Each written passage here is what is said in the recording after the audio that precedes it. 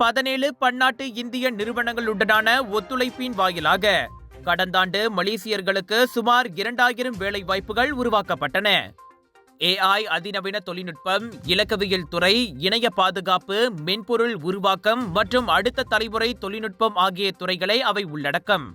கடந்த ஆண்டு பிரதமர் டத்தஸ்ரீ அன்வார் இப்ராஹிம் மேற்கொண்ட இந்திய பயணத்தின் போது கையெழுத்தான பல்வேறு புரிந்துணர்வு ஒப்பந்தங்களில் இந்த வேலைவாய்ப்பும் ஒன்றாகும். Kita telah pun berjaya mencapai kolaborasi di antara beberapa syarikat yang tertentu, ya. Misalnya HCL Technologies, kemudian kita ada juga Tech Mahindra, Tata Consultant Services dan Eros International.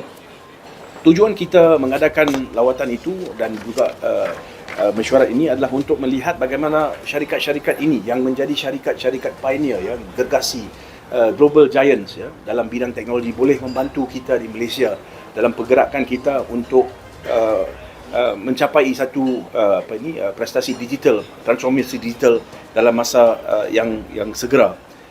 Kita berjaya menandatangani beberapa MOU, tapi yang penting kita telah pun melihat kepada bagaimana kita ada kolaborasi untuk mewujudkan peluang pekerjaan.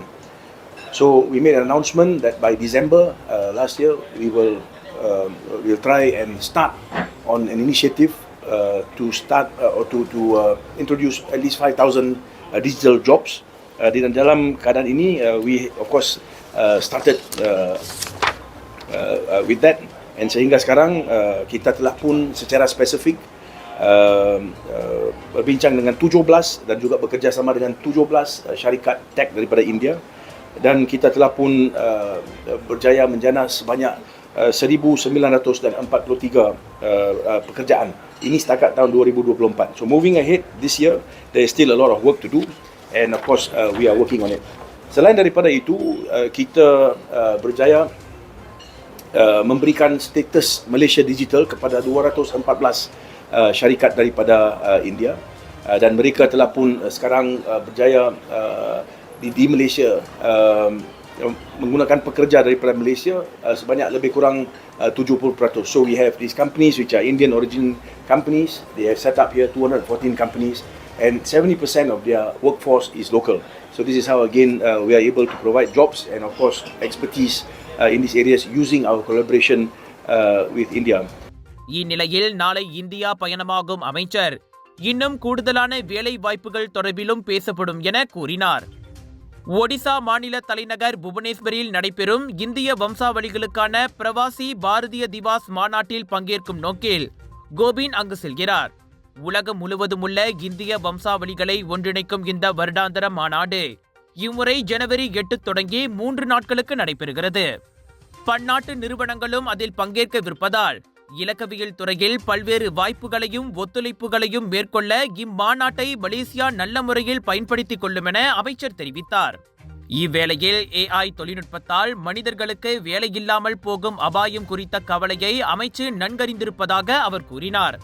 அதற்காகத்தான் மனிதவள அமைச்சின் மேற்பார்வையில் AI-ஆல் அடுத்த 5 ஆண்டுகளில் பாதிக்கப்படக்கூடிய வேலைகள் குறித்து ஆய்வு நடத்தப்பட உள்ளது. இதன் மூலம் எந்தெந்த வேலைகள் பாதிக்கப்படலாம் என்பதை முன்கூட்டியே அறிந்து அவற்றை ஊழியர்கள் தக்க வைத்துக் கொள்ள உதவுவதுடன் திறன் தேர்ச்சிகளை மேம்படுத்திக் கொள்ளவும் வாய்ப்பு ஏற்படுத்தப்படும். AI will get to a point where it will impact on some jobs.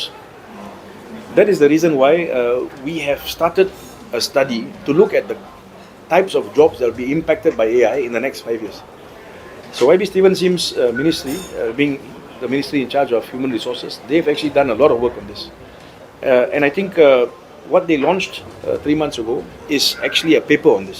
So we have looked at what kind of jobs we think will be affected moving ahead, how we can make sure that those who are impacted can keep their jobs. In fact, they can even what we call upskill, so that they can go into different jobs. And of course, we can deal with the situation.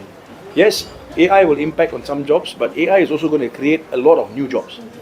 So that's the reason why we need to start talking about where the new jobs are and how we can prepare people for that as we move ahead.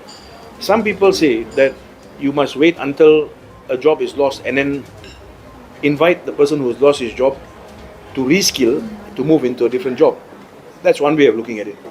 Our approach is slightly different. We are looking at ways by which we can, while you're already working, try and upskill you in preparation So in the event something happens, you're already prepared and you can immediately move to a different job that you can still, that is still available, so that you're not displaced by this. So I think ultimately, yes, we need to understand that it will have an impact, but it's not something that we cannot deal with. It's just that we need to start talking about it, we need to prepare ourselves, and we need to build a generation that is ready for it. And that's one of the reasons why we have the National AI Office, because this is the scale of the problem. So when I told the Prime Minister, I said, we are looking at AI that's going to impact on every sector, every single individual in the country will somehow or another have to deal with technology and AI. So I said, we need to set up this office. And he was very supportive. He said, look, go ahead. And he's given us his full backing.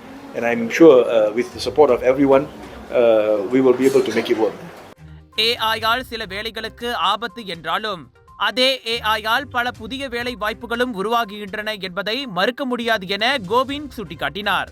பாதிக்கப்படும் வரை காத்திராமல் முன்கூட்டியே தயாராவதன் மூலம் வேலை போகும்போது இன்னொரு வேலைக்கு மாற முடியும் என இன்று இந்திய ஊடகவியலாளர்களுடன் நடைபெற்ற சிறப்பு சந்திப்பில் கோபிந்த் சிங் பகிர்ந்து கொண்டார்.